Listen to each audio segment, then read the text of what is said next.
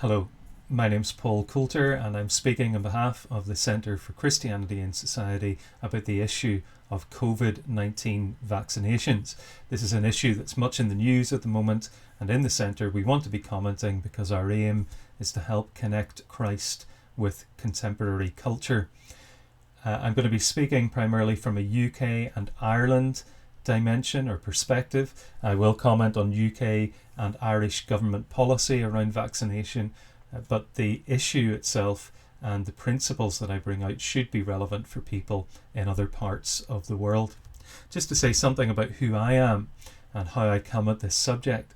I am the director of the Centre for Christianity in Society. You see our web address at the bottom of the screen.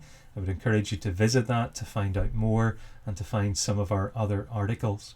But I'm also a believer, a Christian believer, a father, a husband and a son, and I come at this primarily as an individual and a family man wanting to know the right thing to do. I am a non-practicing medic and I have worked as a pastor, so I studied and worked in medicine, a qualified doctor, and also then have worked in pastoral ministry, and I approach this issue from both perspectives. I do have a PhD in divinity, so I'm doctor both medically and in PhD terms, and I do teach ethics for a Bible college. And I am the chair of NI Voiceless. That's an organisation that speaks and encourages others to take a stand on the issue of the value of unborn life here in Northern Ireland. Now, recently, the vaccine for COVID has been much in the news. There's a lot of hope that a vaccination might restore us to some level of normality. And that's very understandable, isn't it? It's been a very difficult year. COVID has affected us profoundly, and we would all like to get back to a measure of normality. But that means we need to think very carefully about this issue of vaccination.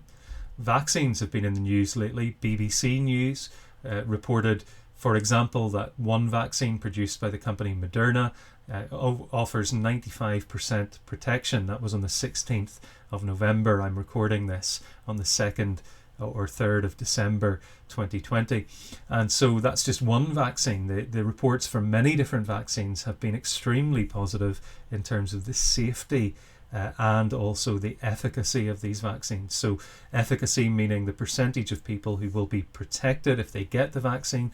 Safety, those tests are also looking positive. Now, interestingly, in the UK, the government has said that there will not be compulsory vaccination. That would go against the normal practice in the UK. Vaccines are not compulsory here. But UK government ministers have suggested that people may face restrictions if they don't take a vaccine, not government imposed restrictions, but they might, for example, be excluded by cinemas and sporting events. So this issue of what happens if you don't take a vaccine is really coming to the fore. And just in the last couple of days, just one day ago, there was the report on BBC News that the first vaccine has been approved for use in the UK and should be administered within the next few days to the first patients. That's being produced by Pfizer and BioNTech in the Netherlands and is going to be delivered, if not already, very soon to the UK.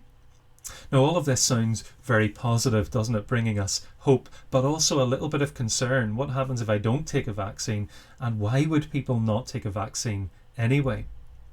Just to say that the World Health Organization reported on the 12th of November 2020 that there were 212 vaccines in development around the world. 164 of those were already in preclinical evaluation and 48 were being tested on human subjects used in human trials.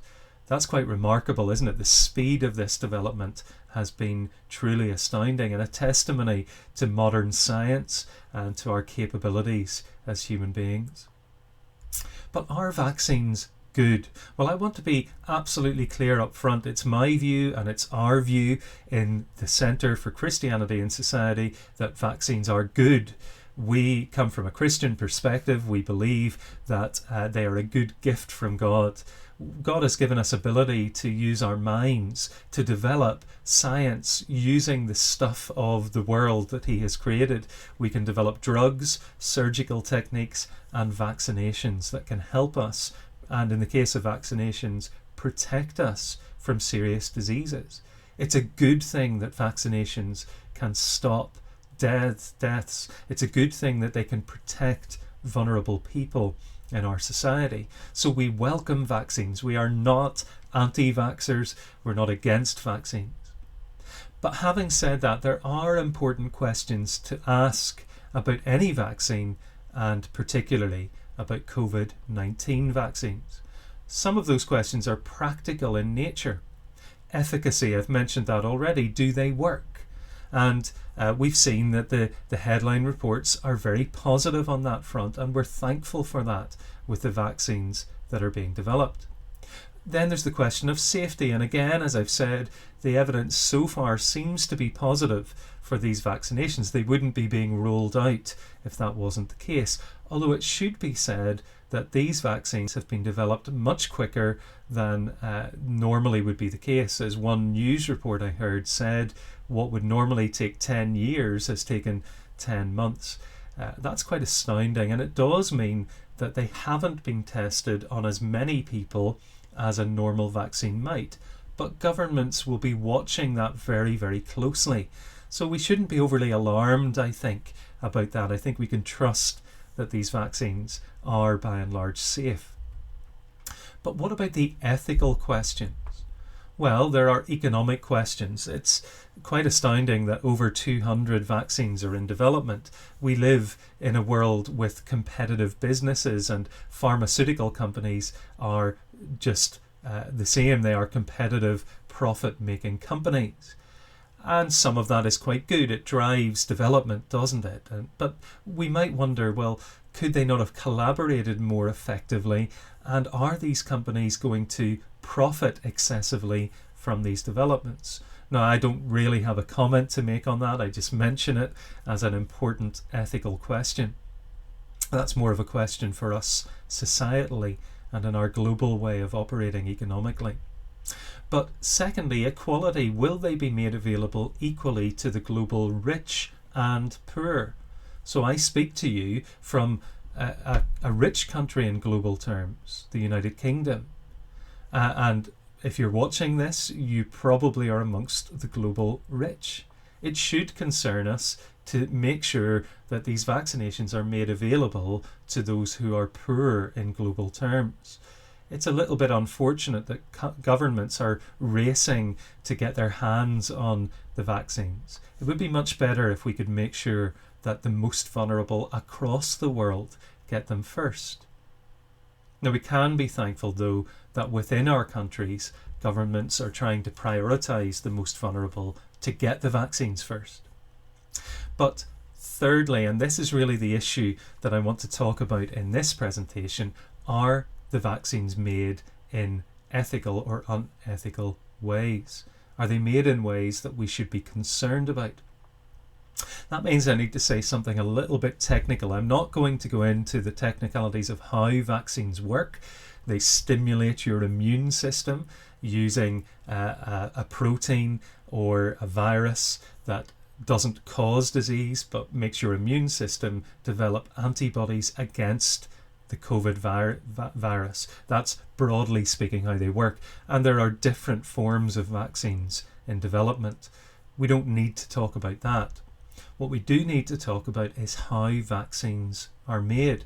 So to produce a vaccine, you've got to have lots of copies of the virus or of its proteins. And to make those copies, you've got to use living cells. Now, we could use live animals. The very first vaccines did that when Edward Jenner developed his vaccination against smallpox using cowpox. Then it was possible just to let the virus develop in a living animal, in a cow. But of course, using living animals is costly, and there's a high risk of contamination of the vaccine. And so we've moved away from that. Fertilized chicken eggs are used to create many vaccines. The seasonal flu vaccination every year is normally made within chicken eggs, and that can be very effective. But the third option is what we call cell lines or cell strains. Those are slightly different things, a cell strain and a cell line. I won't go into the detail of the difference between the two of them, but broadly speaking, we're talking about cultures of single cell types from living organisms. In other words, these cells that were alive and are alive, and it's one type of cell. Your body has lots of types of cells in it. We isolate one type of cell and we use that and make copies of that, and we can develop the vaccine in those cells.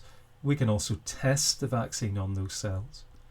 Now, there are a number of cell lines or strains that are available to us to do that. There's a famous one that comes from a Cocker Spaniel dog, and that is widely used in laboratory research. There are cell lines that come from monkeys, and of course they are perhaps more closely similar to human cells. But there are also cell lines that come from human cells. That's what concerns us here, because as Christians we recognize that animals are different from human beings ethically. Human beings created in the image of God have a value, their lives have a value that is greater than the value of an animal. That's not to say we shouldn't care for animals. It's not to say we should use animals in research in a way that is painful for them or that treats them badly. But to say that using cell lines that came from a dog's kidney or a monkey's kidney, that's often from the kidney that these lines are taken, well, that is not problematic in the same way that using human cell lines might be. Now, there are human cell lines that came from adult human beings. Quite a widely used one was made from cancer cells, from a woman who allowed the tissue from her tumour to be used for that purpose. And again, there shouldn't be a problem with that. In some ways that might sound like a good thing, that out of a very bad thing, cancer came something that is good.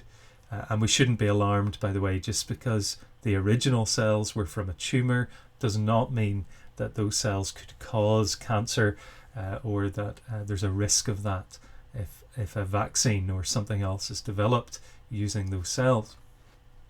But the option that does concern us today is the fact that some cell lines are developed from fetuses, from babies that were aborted before birth.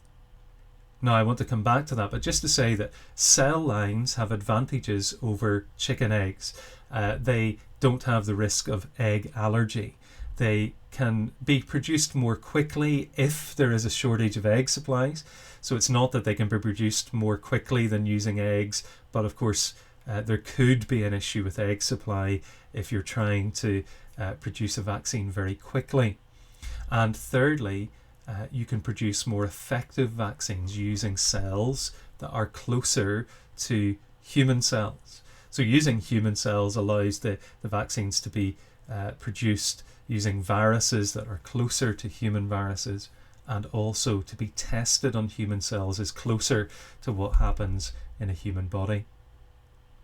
So these fetal cell lines that are used in COVID-19 vaccines, let me say something about the two cell lines that have been used in COVID vaccines. It's important to realise how those cell lines are used, or what we're talking about. Well, what happened was that a fetus was aborted. A human baby in the womb was killed. And a scientist then took some of the tissue from the body of that fetus while the cells were still alive. It doesn't mean the fetus was still alive, but the cells were still alive. They took some of those tissues out, they took them into the laboratory, and they cultured or grew cells from those tissues. And then, through a number of processes, they isolated a single cell type. So most tissues in the body will have a mixture of cell types. They isolated a single cell type and modified it so that it could continue to grow in the lab. There are two cell lines produced that way by a Dutch scientist in the University of Leiden that are have been used in COVID-19 vaccines. There are other fetal cell lines used across the world, but these are the two that we're concerned about. One is called HEK 293. The number tells you that there were 292 attempts before this to produce a cell line. That doesn't mean necessarily 292 other abortions. Some tissue samples could have been taken, multiple samples from one aborted baby, but it does tell you there were other abortions and other aborted babies used. And this cell line was created in 1973. It was from a female fetus that was aborted probably in 1972. And it seems that that baby was probably healthy. There are no clear records. The reason for the abortion is unknown, but it was a baby that was intentionally aborted as far as we know. The second one is called PER.C6, and that was created in 1995 from a healthy 18-week-old fetus that was aborted in October 1985. We know that abortion was carried out for social reasons. The name of the father was unknown, and the mother had chosen not to keep the baby, but to have an abortion. So we're talking about babies, real babies, that were killed before birth. That's historic fact. It's important that we realise that. But we are talking about cell lines that were developed from their tissues. In other words, what is being used in labs around the world today is not the original tissue that was taken from the fetuses, but cells that have been copied, multiplied from the cells that were taken from those babies. So what's happening today in the UK in terms of vaccinations for COVID? Well, as I said at the very beginning, this is moving forward very, very quickly, and the first of these will be in use very, very soon. It's the first one on the list on this screen. This is a list of 7 vaccines that have been ordered currently by the UK government. This is as of the 23rd of November. So 7 different vaccines that have been ordered. And we can separate these into 3 groups. I've put red on the screen for 2 of them. These 2 vaccines were developed using fetal cell lines. That's the vaccine being created by the University of Oxford and AstraZeneca and by Janssen. And then we have a group of 3, including the BioNTech one, the one that is going to be the first to be used in the UK. These were not developed using fetal cell lines. They were developed in a different cell line that wasn't from a fetus. But they have been tested on fetal cell lines after the vaccine was produced in the laboratory. And so I've put them in orange. And then we have 2 that I've put in green that so far have not used fetal cell lines at all. Now I should add the caveat that I'm recording this at the beginning of December 2020 and some of the research is not complete yet. But as far as I'm aware, these 2 vaccines have not used fetal cell lines at all in their development. That's GlaxoSmithKline and Sanofi Pasteur and Valneva. Now, looking at the numbers were on the screen, but I've totaled them up. We're really seeing that 34% of doses of vaccination that have been ordered by the UK have not used fetal cell lines, but 30% have been tested on fetal cell lines and 37% have been developed using them. Now that raises a question, doesn't it? We have a mixture of different vaccines. Which one will you be offered? Which one will I be offered? Well, the answer to that probably depends on how high risk you are and might also depend on where you live. Now again, it's too early to know whether these 7 vaccines will be distributed evenly across the regions of the UK. But what we do know is that the first available vaccine, the BioNTech one, will be given as a priority to people who are most vulnerable, care home workers and perhaps people working in hospitals and maybe vulnerable patients. Unless, of course, we find out that there is a safety issue. So it could be that the efficacy differs between these vaccines, or that side effects differ between them. And so it could be that as we get more knowledge, we decide, well, this vaccine is better for older people, this one for younger people. So it's not clear yet which vaccine will be offered to who, and it's certainly not clear yet whether you will have a choice as to which vaccine you get. Thinking about the Republic of Ireland then, the Republic of Ireland is still working under the EU's procurement system. So rather than the Irish government getting doses of vaccine itself, the countries of the EU are working together, and they have also ordered a number of different vaccines. So as of the 11th of November 2020, they had ordered from 6 different companies, and these are many of the same vaccines the UK government has ordered, but with one there, CureVac, that is not on the UK list.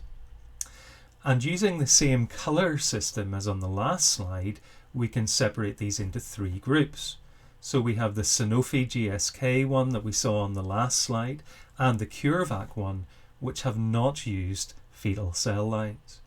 Then we have the BioNTech one and the Moderna one that have been tested on fetal cell lines, and the AstraZeneca and Janssen ones which are produced using them. And these are the numbers that the EU has currently ordered of these different vaccines.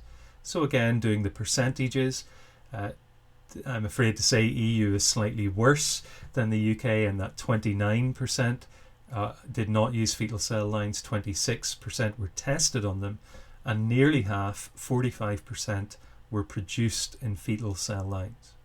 But again, it's not yet clear whether people in the Republic of Ireland will have a choice about which vaccine and which one will be offered to which people. Some clarifications I think that might be helpful for you. Firstly, to say that scientists who work in laboratories and doctors may not realise where the cell lines that they're using came from. That might sound a bit shocking or striking, but it is true. Certainly doctors may well not be aware. So a doctor may be offering you a vaccine, and to them they may not even be aware that there's an ethical issue. Scientists may not. So I think it's important to say, because there are conspiracy theories that go around about vaccines, and particularly with COVID-19, there are some wacky ideas out there saying that the virus itself has been produced through some kind of conspiracy to harm people, or that the vaccines are a conspiracy to control us or harm us. I see absolutely no evidence for that. And we would say in the Centre for Christianity and Society that that kind of conspiracy theory is harmful to us. As Christians, we should not be living fearfully. We should not be hostile to the government, but we should be honouring the government. We should be, as far as possible, submissive to it. And we should recognise that despite the fact that sin has tainted our world, there are people who are governing in our best interest as they understand it. But we may differ from them as to what those best interests are, or what is actually right or good. So I think we should put to bed conspiracy theories like that and avoid them, and we certainly shouldn't be spreading them. But cell lines, secondly, do not contain cells taken from the fetus. So I've said that already, but I do think it's important. I think there would be a different kind of issue if we were actually using the cells that were taken straight away from aborted fetuses in laboratories. But that's not what the labs are using. They're using cells that are descended from those tissues. But you notice the abortions themselves happened in the 1970s and 80s. So none of these vaccines have been produced with recently aborted fetuses. And they're not using tissues that come directly from aborted babies, but they are using cell lines that descend from those tissues. Then thirdly, the vaccines do not contain human cells. The cells themselves get destroyed in the process of making the vaccine. And they should not contain material that comes from those cells, such as DNA. Now, it's very hard to be 100% certain that that isn't the case, because they are filtered and purified, but it's very hard to be sure that all fragments of DNA have been removed. But the aim is that they don't. So we're not talking about vaccines that intentionally contain human cells or human DNA. And even if they did, that DNA is not a risk to you. It doesn't become part of your DNA, and it would be in very, very small amounts. So I don't think that the question of contamination with human DNA adds to the ethical question here. Personally, I wouldn't see it that way.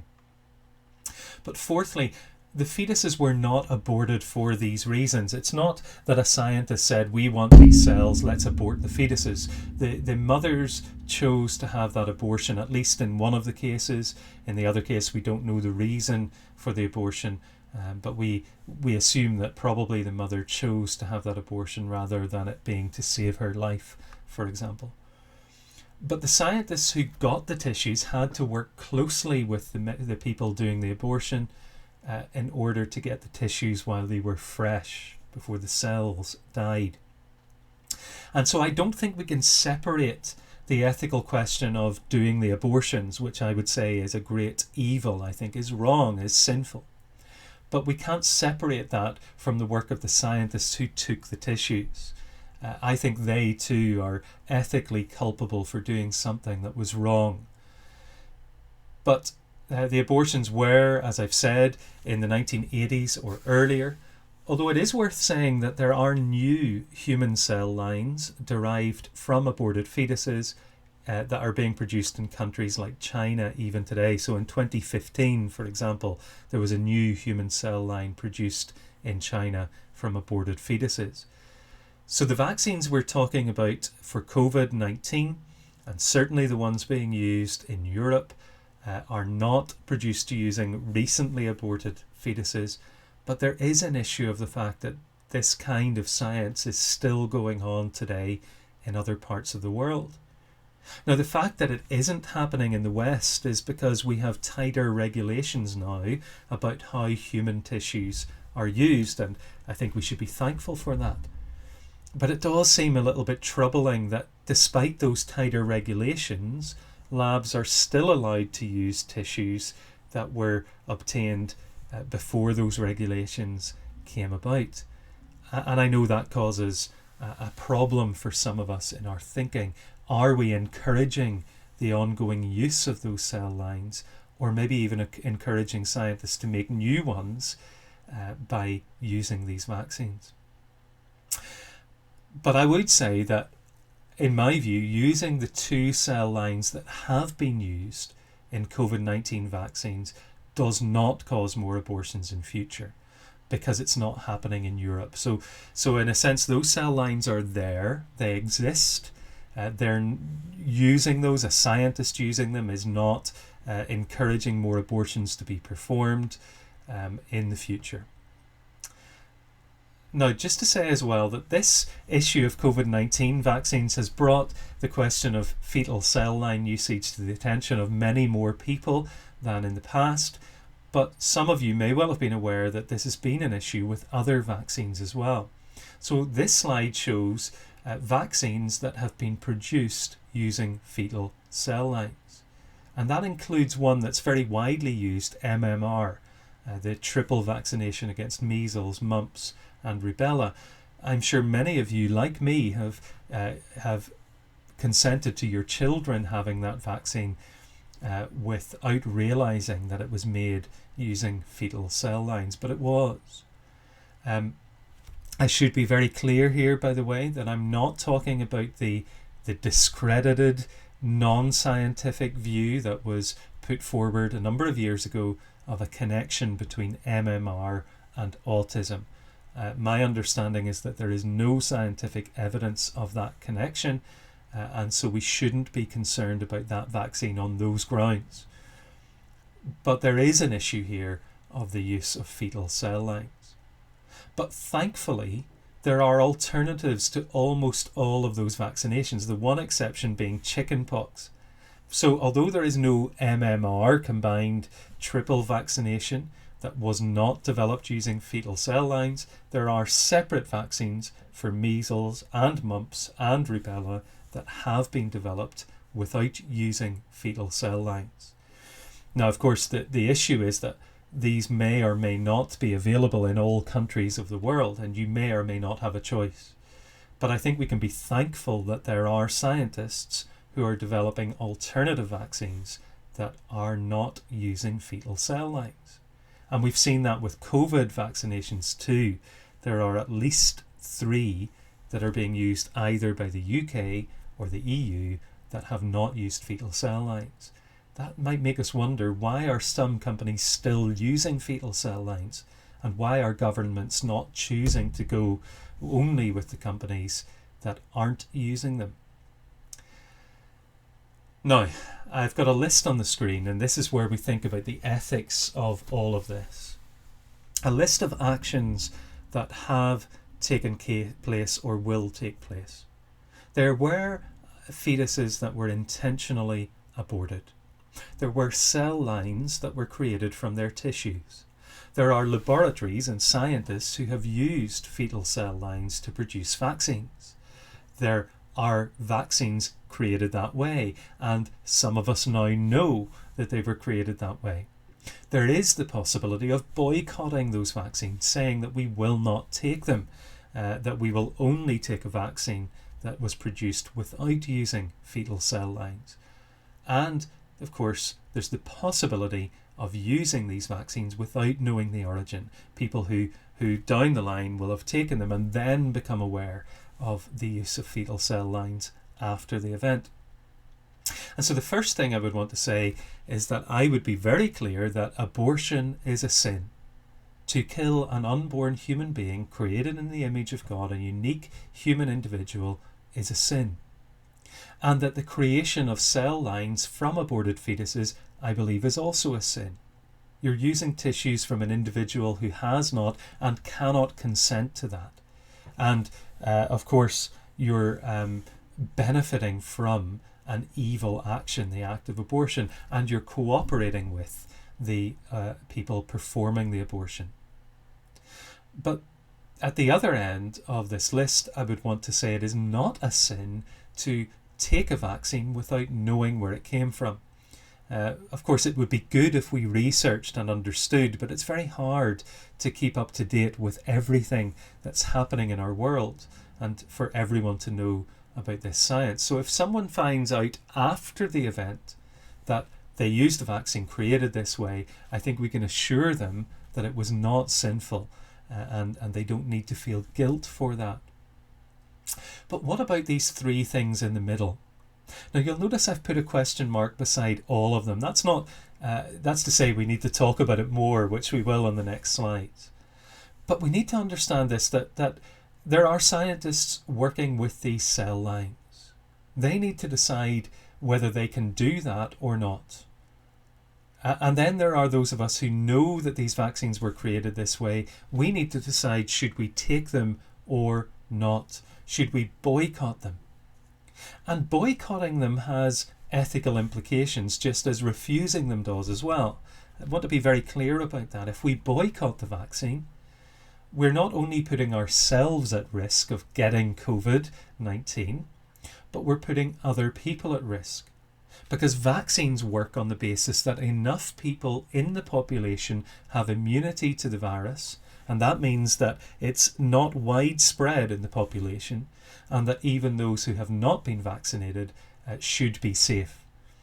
So by choosing not to be one of the people who is immune and vaccinated, you're helping the virus to continue to spread, and you may be passing it on to more vulnerable people than you. In other words, you might be avoiding the good that could be done if you take a vaccine. So how are we to think about this? What should we do? Well, I think there are 3 things that we can do. We can educate people, and I think we should. That's why we in the centre are making this video. We want to educate people about the facts about the issue so that they can make a properly informed decision. And we want to help people decide what to do, know how to do that. I think we can also campaign, and I would encourage those of you who have the capacity to do that to speak to politicians and governments. We should, I think, be campaigning for an end to the use of fetal cell lines. There are alternatives. Why would we be using these cell lines derived from aborted babies when we could use ethically acceptable alternatives, monkey cells for the development and cells from adult human beings for the tests? And I think we should put pressure on governments to provide ethically unproblematic options for us. I think we should have a choice about which vaccine we take. I think it should be legitimate to say, I will not take a vaccine produced that way. I want to have one of the ones that was not. There is a window now in the UK and in the EU, because they have ordered vaccines that do not use these cell lines, for us to demand that. Whether we will get it or not remains to be seen. But then we need to decide for ourselves whether we will use these. And I would say, if possible, we should choose vaccines developed with no use of fetal cell lines. So again, if we get that choice, I think we should take that choice. But should we use a vaccine developed with or tested on fetal cell lines? Should we use the vaccines that I highlighted in red and in orange earlier on? Well, I think that's the question we really need to explore further, isn't it?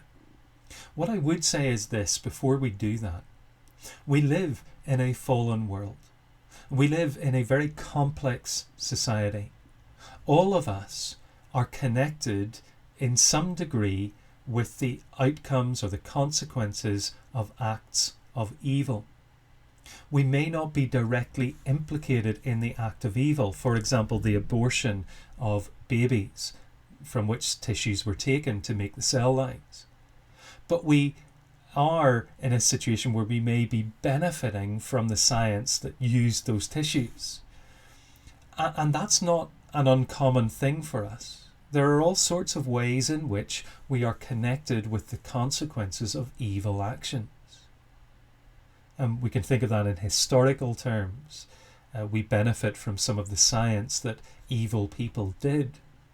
But also in contemporary terms, if you pay your taxes, which as a Christian you should, as a responsible citizen, honouring the government, but when you do that, you're contributing, certainly in the UK and in most countries, or if not all, you'll be contributing to funding abortions. Now that doesn't make you ethically responsible for those abortions. The fact that you are a taxpayer gives you the right to speak up about it and to campaign about it and to vote for pro-life politicians. And we ought to do that. It's a tragedy that Christians are not more vocal when they can be. But what I'm saying is that there are many situations in life where there is no perfect decision. We can't be completely free from association with the outcomes of sinful actions. And I think that means that this issue of using these vaccinations could be labelled a disputable matter. That's a phrase that's taken from the epistle to the Romans from chapters 14 and 15. And there's a similar chapter in Corinthians, 1 Corinthians chapter 8, that talks about issues. These are issues where a sincere Christian believer who wants to honour God, who seeks to be obedient to the teaching of Scripture, reaches a different conclusion from another equally sincere Christian believer. That's a disputable matter. Now, it's important to say that actions are only in that category if we are not clearly transgressing a biblical command. I believe that abortion does transgress a biblical command, and therefore we should not be involved in performing abortions or helping people to procure abortions. But secondly, we must not be cooperating in acts that are clearly evil. Now, some people have written, including the Vatican, for example, about this issue of vaccinations and fetal cell lines in terms of cooperation in the original evil act, the abortion. I actually think that's a mistake. I don't think by taking the vaccine or even necessarily by using the cell lines, you're cooperating in the original evil act. I do think that the scientists who made the cell lines were cooperating in that act because they were closely involved alongside. But I think you could argue that the scientists who use those cell lines are not cooperating in that, and certainly those of us who may take the vaccines that the scientists who use the cell lines make are not cooperating in those evil acts. But thirdly, you must not be approving of or encouraging past or evil acts. When you benefit from or use the outcomes of an evil act, the consequences, then you've got to be very careful, because if you do encourage evil acts, if you're saying that you approved of the abortion, or if you're encouraging future abortions, then I think you should see that as something you cannot do. Now, in this case, I've suggested that by using these vaccines, we wouldn't be encouraging future abortions, because that isn't happening in the Western world. But there is an issue with these cell lines being produced, for example, in China. And so some of you may decide, well, I don't think I can take these vaccines because I think by doing that I might be encouraging a system that thinks it's okay to create cell lines like that. I'm not convinced that you would be right in saying that. I don't think by taking the vaccine that you are. I think if you were working in a laboratory that uses them, that might be different, because you're closer to those cell lines and to their production. And so scientists, if that's you, who are working in those laboratories, may want to decide, no, I can't use those cell lines or be involved in research that does. But my view is that when you take the vaccine, you're far enough removed and you're not influencing those systems at all.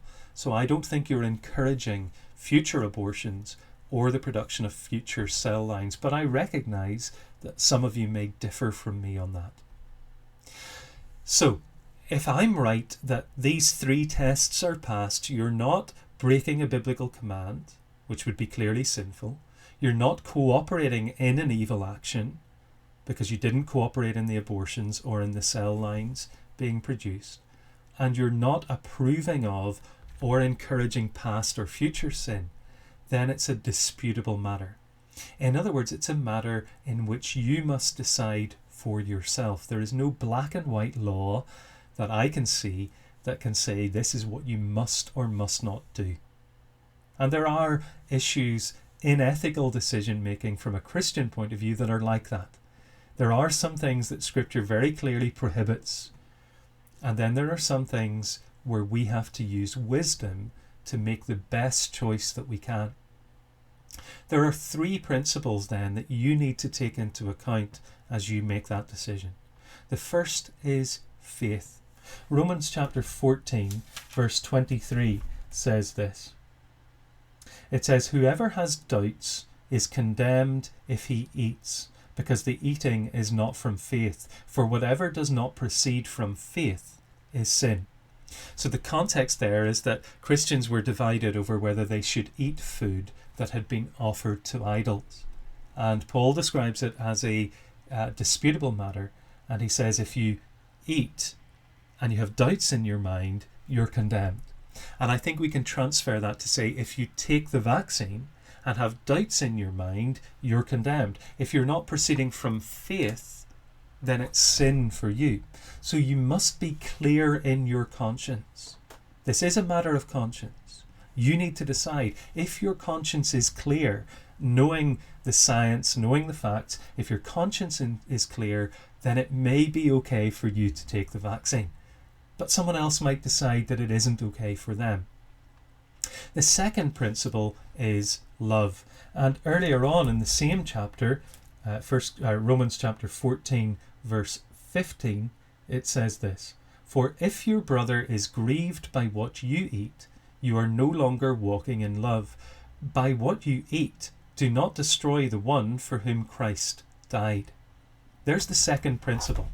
Not only do you have to be clear in your conscience that it's okay to take the vaccine, but you have to be clear in your conscience that you're not causing harm to anybody else. So when we have freedom to make a decision that there's no black and white about as Christians, we want to maximize love for others. Now, that means that you shouldn't cause someone else to stumble. What that means is that if you take the vaccine and you tell everybody that you're taking the vaccine, and they take the vaccine because you thought it was okay, even though they're doubting in their mind, they're not clear in their conscience, you're causing them to sin, you're causing them to stumble. So I think what that means is that we should all be very careful about telling people publicly what we are going to do. I think it's unwise to do that. I think it could be causing other people to stumble if we insist that, we're taking this vaccine, so, give the implication that it's okay for them to do the same. But the other dimension of this love principle is that if we're wavering about taking the vaccine, what might persuade us is the realization that by doing it, we're loving our neighbour. In other words, we're helping to protect vulnerable people from this horrific virus. So if your motivation is to say, well, I realise that my conscience is clear that I can take the vaccine and I want to take it because I love my neighbour and I want to protect other people, that should be part of your decision making. That's part of the reason. I mean, if there wasn't a good reason to take a vaccine in the first place, if it was just about protecting yourself, then it might be very easy for you to say, no, I'm not going to take it. Why would I take the risk of doing something that's might be condoning something unethical?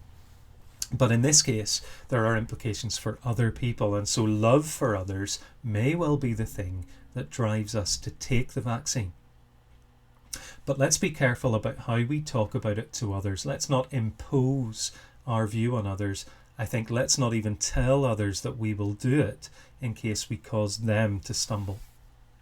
And the third principle is unity. And this comes out in chapter 15 of Romans, verse 7. Paul writes this, the Apostle Paul. Therefore welcome one another as Christ has welcomed you for the glory of God. Now this is the end of a little section from the beginning of chapter 15 where Paul is still talking about people who have differences of opinion over this disputable matter of eating food offered to idols. And he says we should welcome one another. He says in verse 1, the strong, those who feel it's okay to eat it, should bear with the feelings of the weak. We should please our neighbour for their good, to build them up. We shouldn't be acting selfishly. But Paul then goes on to say in verse 5, may the God of endurance and encouragement grant you to live in such harmony with one another in accordance with Christ Jesus, that together you may with one voice glorify the God and Father of our Lord Jesus Christ. That's the principle of unity. We must not condemn those who differ from us. This, sadly, and people have told me this is becoming a source of division amongst Christians. People who feel very strongly on one side or the other. People who think we should take the vaccine and then accuse the people who won't take it of being unloving. That's just wrong and unhelpful. They're not being unloving. They're trying to be faithful to God in their conscience. But on the flip side, those who think it's okay to take the vaccine, saying, well, those people who won't take it, those people who think it's not okay to take it, are saying, well, the people who are taking it are sinning. Well, they're not sinning if their conscience is clear, because they're not breaking a biblical command or cooperating in evil. So in other words, we can agree to disagree on this issue. We can love one another. We can maintain harmony together. We must not allow this issue to distract us from the purpose that God has called us for, to preach the gospel, to make Jesus known to people, to serve others in love in his name. And so we must be just as careful not to judge and condemn others as we are to do what we believe to be right in faith and in love. So I hope that that helps you to consider prayerfully what you will do. I hope it also helps to set some limits on what you will say to others about this. We in the Centre for Christianity and Society are praying for you as you make this decision. I'm not going to tell you what I would do or what we will do, the three of us who are directors in the Centre. That's for you to decide. But we will say this. Please make sure that you make your decision prayerfully. Don't act against your conscience. And secondly, make it in love. Do what maximizes love for others and don't cause others to stumble by giving them the impression that they shouldn't think it through for themselves. And thirdly, don't condemn others who differ from you. Maintain unity and harmony for the sake of the gospel. Thank you.